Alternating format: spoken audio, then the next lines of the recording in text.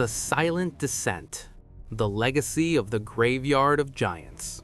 The Hook. The descent takes hours in total darkness. A gargantuan body, nearly 80 feet long, falls slowly through the water column like a sinking continent. It is an ancient Mega-Orca, its journey through the currents finally over. As it hits the silty floor of the Hadal Trench, a cloud of dust rises, settling over a landscape already littered with the massive, bleached ribs of creatures that once ruled the Miocene. This is not a place of death, but a sanctuary of energy. In the lightless void, the end of one giant is the beginning of an entire civilization. The introduction. In the vastness of the world's oceans, there is the final destination for the largest beings to ever exist. Scientists call them whale falls, but when the scale involves prehistoric titans and deep-sea monsters, it becomes the Graveyard of Giants. This is a specific geographic region in the deep abyss where currents and gravity conspire to bring the remains of megafauna together. While the surface world forgets these ancient rulers, the deep sea embraces them. These graveyards are among the most nutrient-rich environments on the planet, hidden under thousands of pounds of water pressure. Here, the cycle of life performs its most dramatic act, turning a single carcass into a source of life that can last for over a century in the darkness. The architecture of the abyss. The landscape of the Graveyard of Giants is surreal. Imagine a vast, undulating plain of fine white sand, dotted with the massive ivory arches of ribs that stand like the ruins of a forgotten cathedral. Each skeleton belongs to a different era. One might be the sturdy, battle-scarred frame of a Livyatan, while another is the elongated, serpentine spine of an ancient sea dragon. These bones do not lie abandoned. They are the bedrock of a complex biological architecture.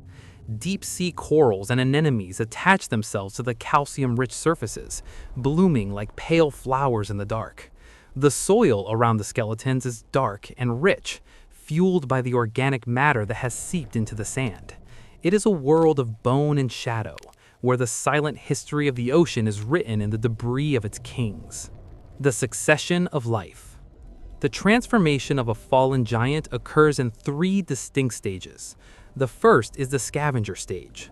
Within hours of a giant's arrival, sharks, hagfish, and giant isopods arrive from miles away, sensing the chemical beacon in the water. They strip the soft tissue with surgical efficiency, a feast that can last for months. The second stage belongs to the opportunists. Smaller crustaceans and worms colonize the remaining scraps and the sediment enriched by the carcass. But it is the third stage that is the most mysterious, the bone-eating stage. Specialized organisms like the Osidax worm, often called the zombie worm, extend their colorful, root-like structures into the bones themselves, extracting oils and fats stored within the hard mineral. In the Graveyard of Giants, even the skeleton is a feast. The climax, the gathering of the ghosts. The true climax of this environment is the rare moment when a new giant falls near an existing skeleton. This event triggers a biological bloom in the abyss. The darkness is suddenly filled with the movement of thousands of creatures. Bioluminescent scavengers create a shimmering, ghostly light show as they swarm the new arrival. Imagine a submersible entering this graveyard. The lights reveal a forest of bones, and among them, the writhing forms of eels and the slow, rhythmic movement of giant crabs. The air, if there were any, would be heavy with the scent of ancient minerals and life. It is the realization that the graveyard is the most densely populated place in the trench. The giants have not disappeared. They have simply been redistributed into the bodies of millions of smaller beings. It is a colossal transfer of power from the one to the many. The rivalry of the scavengers. Competition in the graveyard is fierce. A single carcass represents more energy than the deep sea usually receives in a decade. Giant isopods will fight for the best positions, using their armored bodies to shove aside smaller competitors. Deep-sea sharks will circle the area, wary of each other, but driven by a hunger that has lasted months. This is a slow-motion rivalry. Because energy must be conserved, the battles are not of speed, but of endurance and positioning.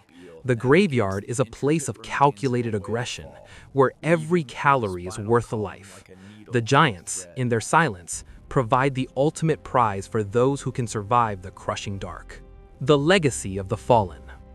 The graveyard of giants serves as a carbon sink for the planet, locking away vast amounts of carbon in the deep seafloor. But its biological legacy is even greater.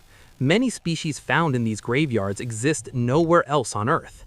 They are specialists of the skeleton, evolved specifically to find and colonize these rare oases of life. The giants, even in death, continue to protect the ocean.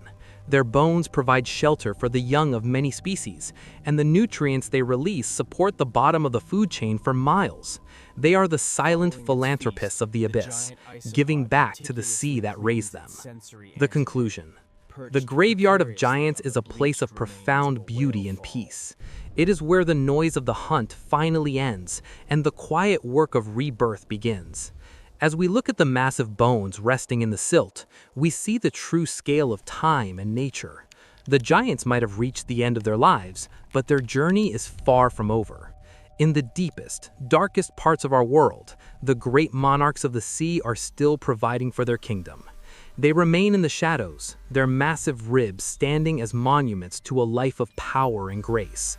The graveyard of giants is a reminder that in the ocean, nothing is ever truly lost. Life is an eternal circle, and the kings of the past are the lifeblood of the future. The abyss is not a tomb, it is a cradle.